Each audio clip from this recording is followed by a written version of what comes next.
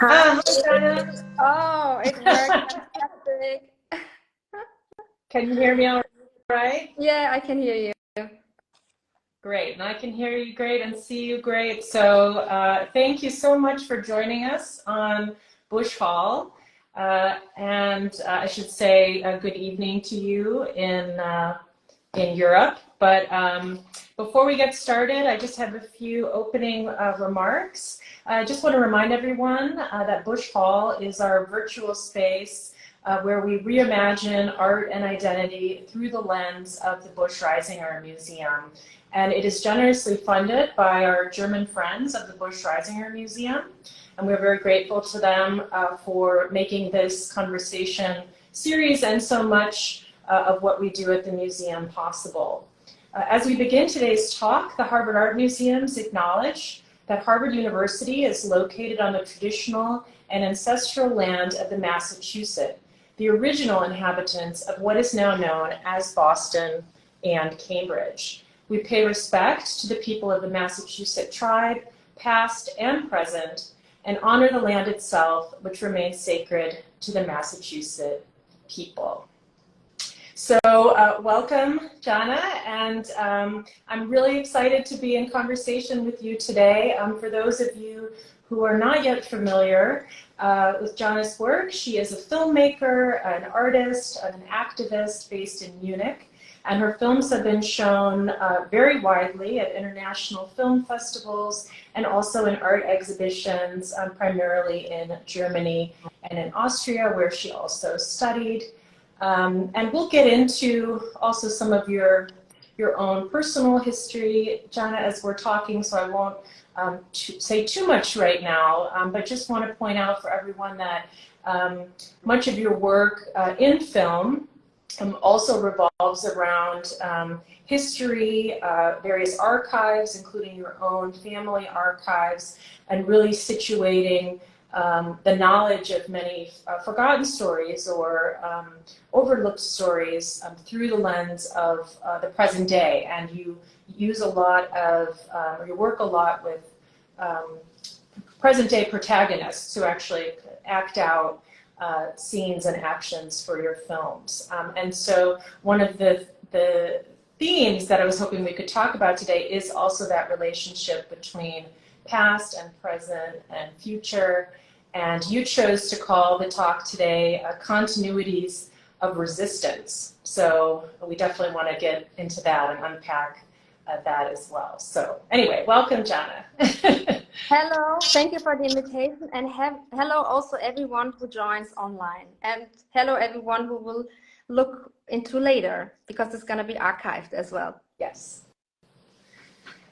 So maybe we can just start talking about you and how you started working in film, thinking about film as your primary medium, because in some ways I see your use of film as an incredibly unique way of bringing together actually a lot of different media and a lot of different stories and contexts, and there's a real kind of overlayering, overlapping. Text and image play a large role. Music plays an important role. So why film for you, for the themes that you're interested in addressing through your work? Yeah, so I started to study in Vienna at the Art Academy there, and my first study when I started was art education. So I was not interested in beginning in studying art, or I had no idea that would exist, or I knew, but I thought, okay, for me, art education is something I really want. I didn't know to study psychology. I also was so interested in psychology and therapy, so I was not sure. And then I thought, okay, also I liked art, and I thought, oh, this is the perfect combination. So I started art, and then in the academy, we were also obligatory to visit art classes from the art department. So I started to go to Constanze Rom, she's an artist and teaching there, and also the filmmaker Harun Farocki, who was also at that time. Unfortunately, he's not living anymore. So I visited these two classes of Harun Farocki and Constanze Rom, And then, yeah, and then at the same time, I started also to work on my own family history. So I thought to discover and see. And early at the beginning of my study, I started to work on Semra Ertan, my aunt, and the first approach to her was through media. I mean, she wrote poems. She's a poet. But I looked into archives in the, like, my own archive as well, but also the archive which was left about her. So I discovered a lot of media. Like there was a reportage about her, there was this radio piece about her, and my first work was a film, because I had the feeling that's the space where I can encounter my ideas, my approach, and I can also encounter an archive. So archive is a big topic in my work in general, to look at archives, but also to combine it with public archive, public memory, Yeah. And also personal archive. And yeah, so just to know who, because we talk about her, this we said also we're gonna. I have a few just in case. Yeah, so I brought out with my mother together and my family this book, and she was a writer, author who wrote a lot of poems and was an activist as well. And my early beginnings was also to work on her legacy. This is your mother's sister, Yeah. Semra Ertan. Yeah. Yes. Yeah. So this was. So it was your maternal grandparents who came to Germany as so-called guest workers in the 1960s. In the 60s, my grandfather, and then at the beginning of 70s, my grandmother, and then also everyone had to come, because Germany passed that law where they said we have to kind of end the migration, and so everyone brought their family, right? So this is also conclusion of criminalization of borders, because if you like criminalize it, make it illegal, like people are forced like to completely move or do things which they would maybe not do, you know. If it would be open, people maybe would come back and forth, but this made them the decision that they really have to change their whole life. So everyone had suddenly to come, you know, put out of schools, of their environments, and then everyone was had to come. And Semra Ertan was a young woman at the time, and I mean, maybe you could tell us a little bit more about her story, because it is the central theme of this very important early film of yours, for also American audiences who might not be familiar with her, and her very public active protest. Yeah, so she wrote a poem, My Name is Foreigner, which was, she was quite a bit more famous at her time. So she died in 1982, and she came with 15 to Kiel, North Germany. And when she was 25, she died. She killed herself as a protest against the racism, sexism, ableism, everything like what she also experienced. She killed herself, and she publicly announced, so it was a protest for her, a political protest. She was also translating for people, you know, from Turkish to German. She went to demonstrations, she engaged, and her poems are about everything. I mean, she writes about love, about friendship. They're like humorous poetry, but the poem came out like 38 years later, because there was not the time, the capacity to bring it out. And as I had the privilege to study, and this was made possible by my parents. My mother was the first one who could study in the family. It was also interesting classist background, because she was the only one who did her high school degree in Turkey because she was a bit older, and the other were all younger. So when they came to Germany, they failed. They came into the system, you know, that they went to this Ausländerklassen, foreigner classes, and then they could not end, and then they struggled more. And she could like immediately go to university, and then she was the only one. So she kind of not overcome, but you can see how classism works. So she could study, and this was my privilege to that my mother supported me. So I went to university, and then I also got so much empowerment by my students, colleague, professors, the books I read, the knowledge I got, so that I like thought when I saw that poetry. And I remember I went to my professor because like I studied art education, and 2 years later I studied film, also at the academy. I went to my professor and I said, yeah, there's the story, you know, this is doing my family. And when you start to study, you look first what everyone is doing, you know, you think, they are doing this, and you want to be like the other, do something. Now this is that. And then you're like 21 or something, and you're like, okay, but I don't understand. What's that? But this must be art, you know, you have no idea.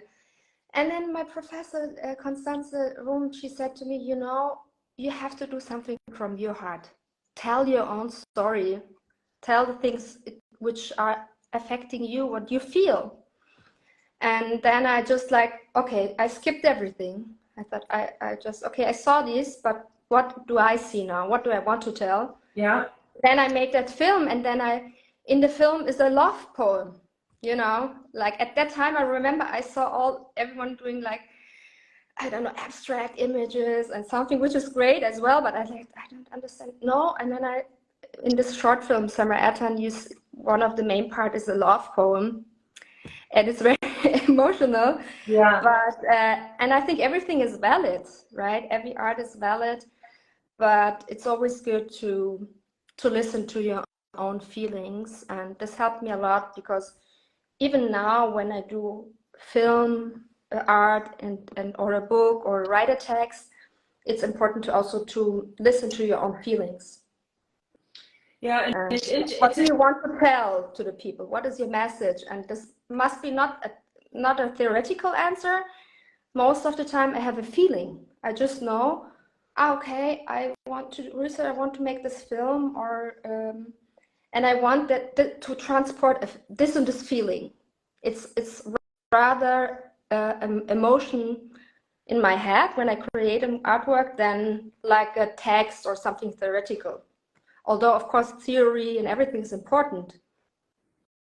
And I mean, it does seem, and when you do write about your work or talk about your work in interviews, I mean, it's very clear that you've thought through a lot about theories, you know, around the issues that are most important to you, around identity, around migration, about, you know, we discussed when we talked recently, the idea of migrant situated knowledge. I mean, the fact that you're telling stories from that personal perspective that first moved you, but you're also opening up this space to, you know, not just Semra Ertan, but many other collaborators and protagonists that you work with on your films. So maybe you could say a little bit more about that, because I think the personal, we see it sort of throughout and in your own biography and how you came, you know, to be thinking about a lot of these issues in Germany or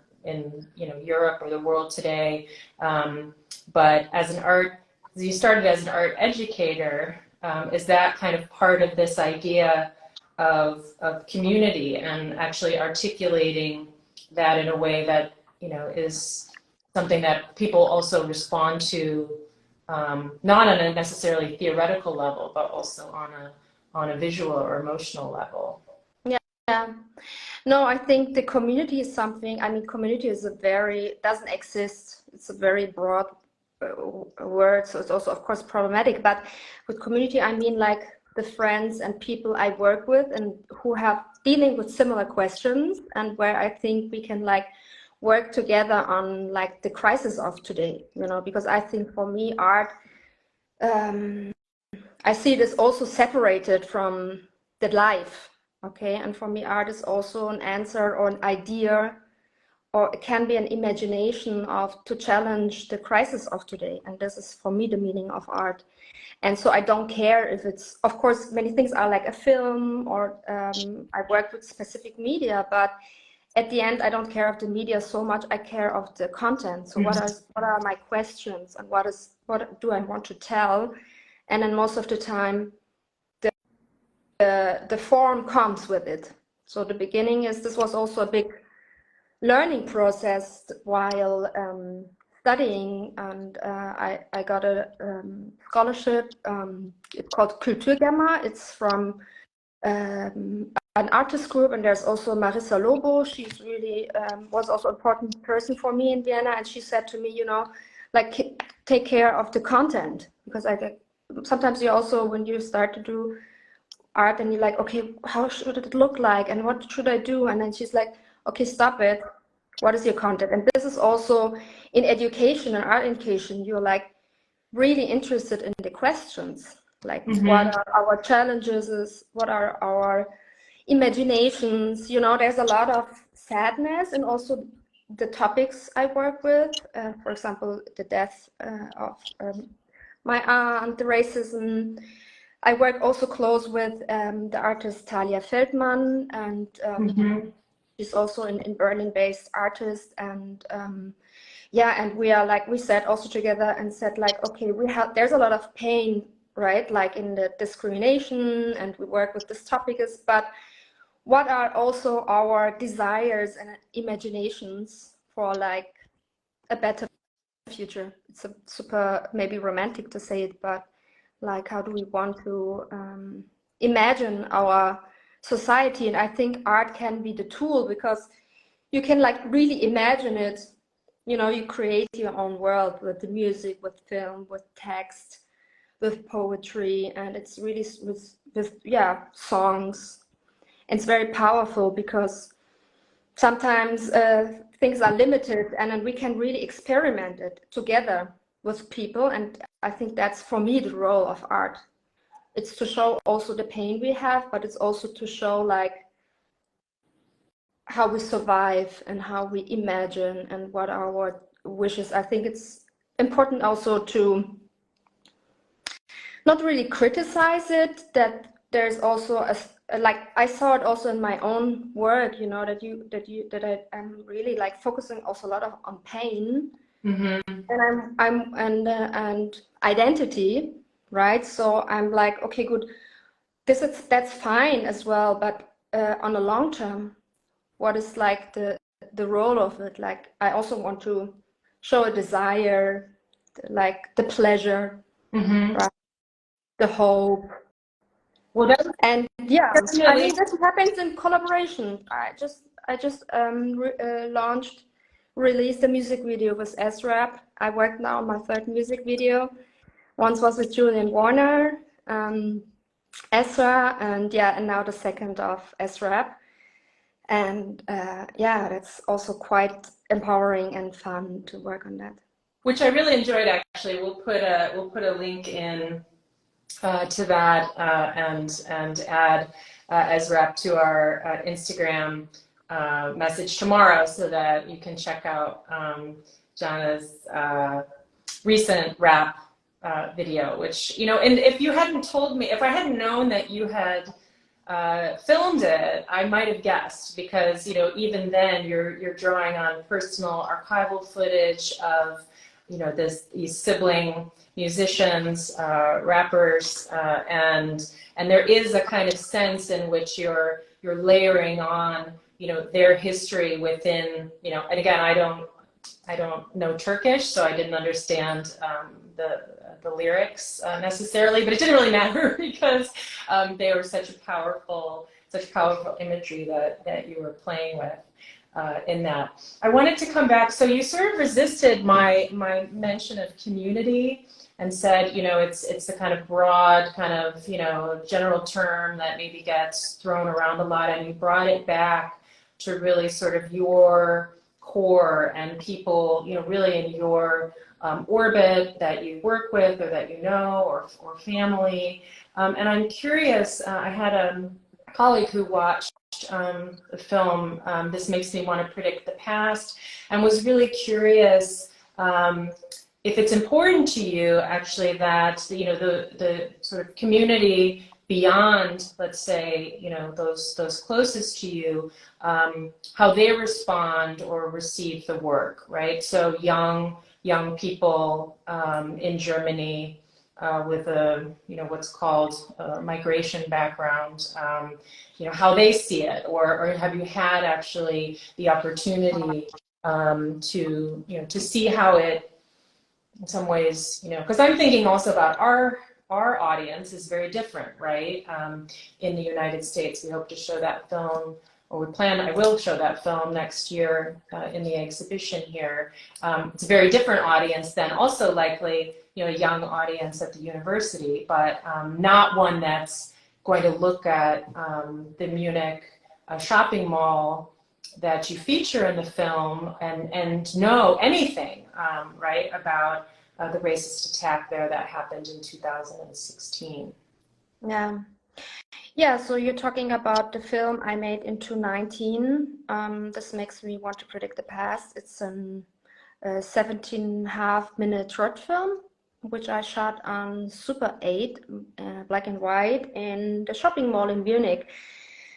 And the film is just 3 years after the right-wing attack, where 9 people were killed. It's in the shopping mall in Munich. And at that time, like I'm grown up and born in Munich, and then I went to Vienna, as I said. I shortly lived in Istanbul, but at that time I was traveling between Munich, and I was in Munich. And the first reaction of media and state was that it's a single Einzeltäter. I don't know what's lone wolf, they yeah. say here.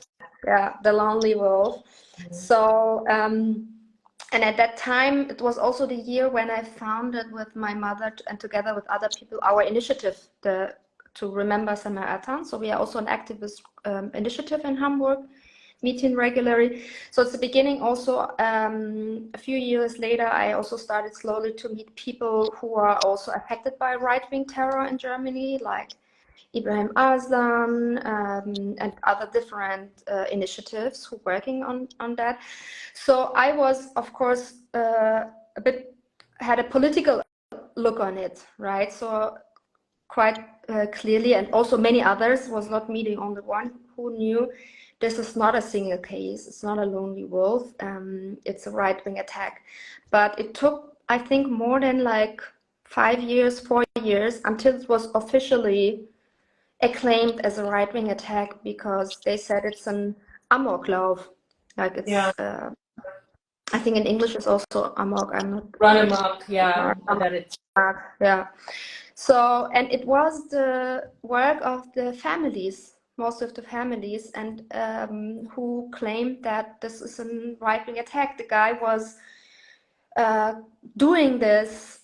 The perpetrator was doing this on the day of the Utrecht attack in Norway, where like a lot of people got killed, and he publicly announced a right-wing letter, and he made it public, and he said, I hate Turkish. Although it was super clear, but of course, like they tried to make it a single case, so to put it away from the continuity of this right-wing terror in Germany. Mm-hmm. So when I made that film, at the end, like in the credits, although it was not publicly like said and not, I mean, I don't need any proof, but I said it's a right-wing, it's a racist attack.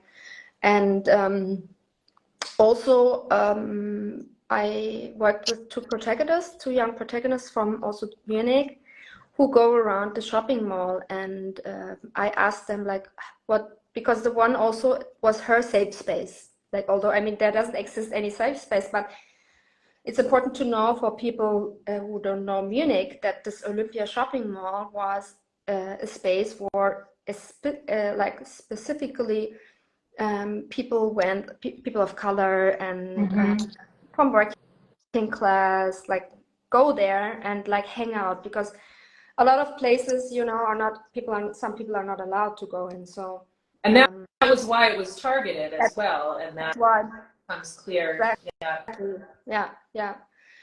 So yeah, and I asked them both, what do they want to when the audience, I mean, they're also young people, what do you want when the audience is looking at that film? And they said, you know, Jana, we also want to be strong, and we also want to show that we here, you know, and that we sad, but that we also, this is also our place, and we're going to go back. And I think that's also what I said at the beginning, you know, that how can we tell stories where we also show the pain, but where we also show the strongness and the imagination and the utopian idea we have, because I think we really need these ideas in order like to challenge the crisis we have, and they have to be also utopian, because if we just have demands which are like easily to fulfill, like this is not changing, and this is not facing the problems, and so it makes me want to predict the past is also something utopian, right? So we cannot predict the past, but at the end, yeah, we can it. The past is something not finished. You know, we should predict the past and look again and again and again and again in the past, in order to learn from the good things and from the bad things. And I think that's what struck me about the film, and why I also wanted it for the exhibition next year, and also for the collection at the Busch-Reisinger, is it has that hopeful quality, right? As we watch the two young women also just being young and having a good time with one another, and also at the end, though, you know, they stare sort of right at us, and in some ways it's, you know, it felt to me intuitively, right, even if I wasn't, you know, familiar at first with the details of all of the many references that you build into the film, that they were reclaiming something in that space. It was interesting, though, you mentioned that, you know, it is a Super 8 film, so there's no we don't hear them, you know, in their interactions as the film goes on, but there is a narration that the two of them read. Yeah. And I think we were talking about poetry, and we were talking about language. Maybe you could say just a little bit about that, because that's where this title comes from, which is also just incredible. This makes me want to predict the past, and challenges, you know, again, this kind of conventional logic of history as something that progresses in a very linear way, that's told by, you know, a dominant culture, and those are exactly the kinds of things that you're pushing up against in your work. Yeah, I work a lot with my films with the artist Li Chung-tseng. She did also the camera for that film, and we decided to work on Super 8 because it was like, how can you like transport the present also as something past, right? So the Super 8 was so helpful, like to make the past look like something is like it's already past. At the present, it's like already past. And the Super 8 and the black and white was also super helpful, because like this shopping mall is like, has all the lights and advertisements, everything is shining all the time. So when you go in with a 4K camera, people would like really distracted, you know, everything is blinking and lightning. And so we thought, okay, Super 8 is great, and really reduce the technology, as to really reduce it, and then concentrate on like the two and the interaction, so that you look at and you're like, okay, which time it is? We don't know, right? So you really don't know. I think I asked you, I said, is some of this footage from the 60s or the 70s, or sort of pre-video camcorder footage, and the way that you also capture the built environment, the escalators, the reflections in the glass, you know, of that kind of incredible commercial space. I mean, the Super 8, I think, you know, it really focuses your attention on that, as you were saying. Yeah. And then it has a twist with the film, because at the beginning you don't know, but of course you see they are on their phones, right? And there's an escalator, And then, I mean, there, of course, you get it. It cannot be like super, super old because there was no mobile phone, but you kind of don't know. You just go into that movement, you know, of that feeling, and then the text goes on and on. This makes me want to arrest the police. This makes me want to sit on my couch and watch the TV, on my TV, and watch the couch. Like everything is like turned around, right? So the sentences are all turned around. This makes me want to give birth to my mom, for example. Yes. And I love also always watching it with other people in the cinema, because people really love also, and then you see it's also like kind of fun and but also sad, because some parts are also sad, and also from the words, right? And then yeah, and then so the Super 8 was super helpful, and then you have at the end of the film, you like have suddenly the moment where you see 22/6 to 16. You see the memorial, but it's on the end of the film. So also the idea of a dramaturgy, that you come in and you know which year is also turned around. Like the end is also kind of the beginning of the film, right? So at the end you are like, oh, okay, that was going on. Okay, that's it was happening. And then there are kind of the credits and everything. So it's actually when it would start, right? Like then you know where you are, but this comes to the end, and yeah, it has of course all the names too. And I mean, someone also said like if someone like dies, right? Someone really close, and it's very young people, and a mother who was 49 years old. So and the other 8 were like young people, and the protagonists are also young people, and the text is from on internet, from YouTube.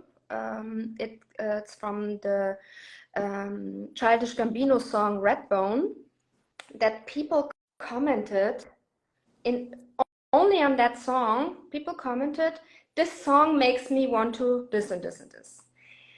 And that is also, I like art. You know, you look and find something, and suddenly you combine it with something else. You came across something new.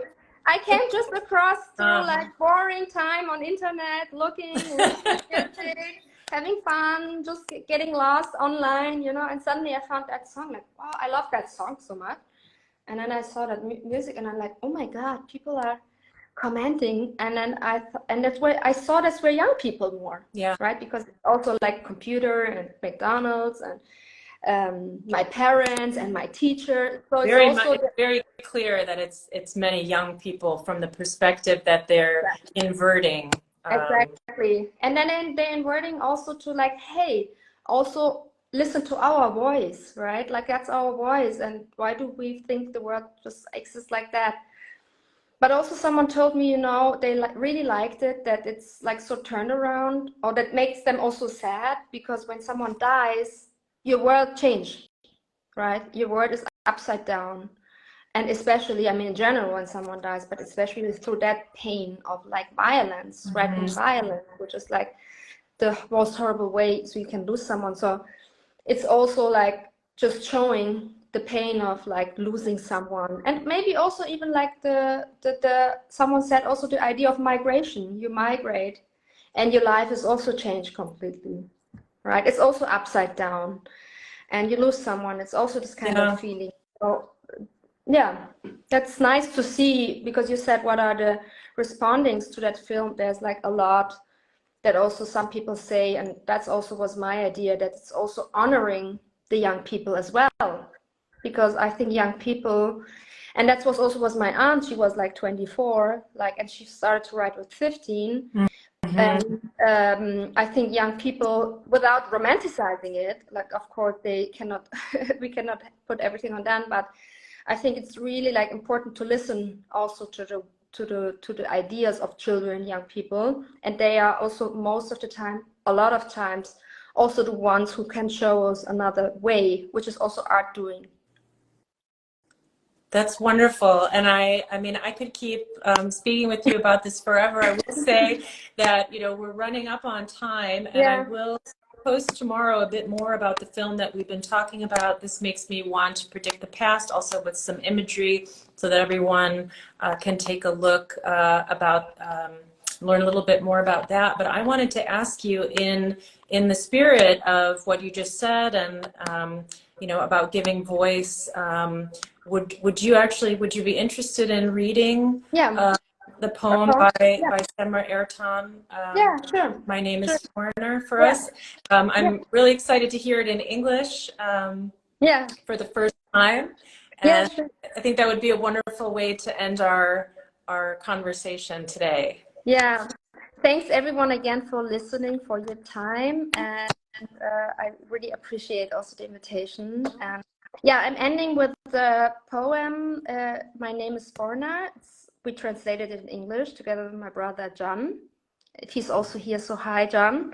Hi, Jen. And it's written. She herself wrote it in 1981, and she wrote it in German and Turkish, which is interesting because we don't have all of them translated. The most we translated, the 82 poems. But this one she also explicitly wrote in German. But the translation is from my brother and I, and my mother also. My name is Foreigner. I work here. I know how I work. Do the Germans also know that? My work is hard. My work is dirty. I don't like it, I say. If you do not like it, the work, go back home, they say. My work is hard. My work is dirty. My wage is low. I also pay taxes, I say. I say it again and again. Whenever I have to hear, find yourself another job. But the fault is not with the Germans. It's not with the Turks. Turkey needs foreign currency. German workers. My country sold us to Germany like stepchildren, like useless people. Despite everything, it needs foreign currency. It needs peace. My country sold me to Germany. My name is Foreigner. Yeah. Thank you. Thank you so much, Jana. This has been really wonderful, and I think just the beginning of our conversations, and we look very much forward to featuring your work at the Busch-Reisinger Museum and adding it very soon to our collection. And I hope everyone enjoyed today's talk, and we'll see you again next month for our next Busch Hall conversation. So thanks again, Jana. Thank Have a good you. And I night. see a lot of hearts now from also Dana, an artist, and then the other people. So everyone, hi, Rike, Nadire. Yeah, hi and bye.